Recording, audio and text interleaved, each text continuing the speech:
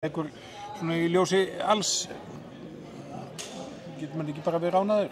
Jú, ég er það heilt yfir. Mjög sáttur við það hvernig stelpurnar mæta til leiks og klára þetta. Þetta voru sérstök vika, þannig að maður svo sem átti alveg vona hverju sem en karakter í þeim og þar gerði þetta bara virkilega vel. Þið kláraði þetta bara strax í fyrri hálfleik, spilaði þetta frábæra vörn, Elín í markinu og svona skoraði 20 mörk og þetta er svona bara afgreitt þá.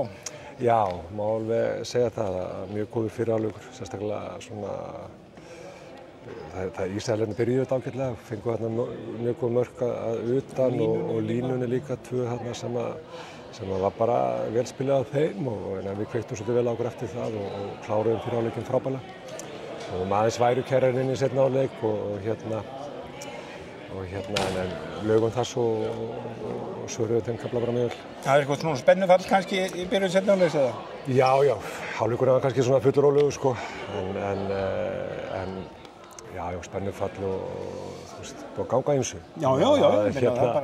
Það var kannski bara eðlilegt en við þurfum að skoða þetta bara vel og klára þetta almennilega á morgun. 12 marka forskot, það er náttúrulega býsna gott vega næstu fyrir síðar hálfleikinn. Já, það er það náttúrulega og það er það en við þurfum að bara klára recovera núna vel, borða vel og byrja bara undirbúka fyrir leik á morgun og eiga aðra eins frammistöðu. Það er það sem ég vil sjá og ég vil sjá okkur spila góðan leik hérna á morgun.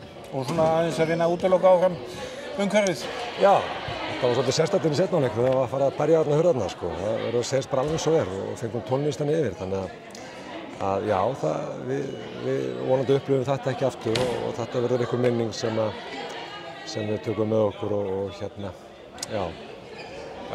Það er ótt að segja að þetta hafi verið svona svolítið sérstök stemning, bæði náttúrulega tómt hús og mótmæli hér fyrir utan þó að þau hafa kannski ekki orðið mjög áberandi fyrir aðeins þegar fór líða á síðan áleik. Já, var mikið af fólk út í það?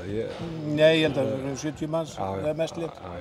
Það er náttúrulega En það er svo sem frjálsréttur fólks að mótmæla. Já, ég styð það. Ég er bara að fagna því að þessi skipta skoðun á Íslandi við séum ekki öll sammála og við verðum að virða rétt þeirra sem vilja mótmæla. En það er samt,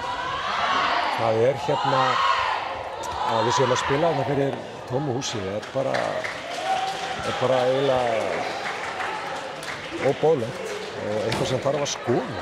Við skulum ekki treysta okkur í að ráða við aðstæður sem þessar er eitthvað sem ég á mjög erfitt með að setja mig.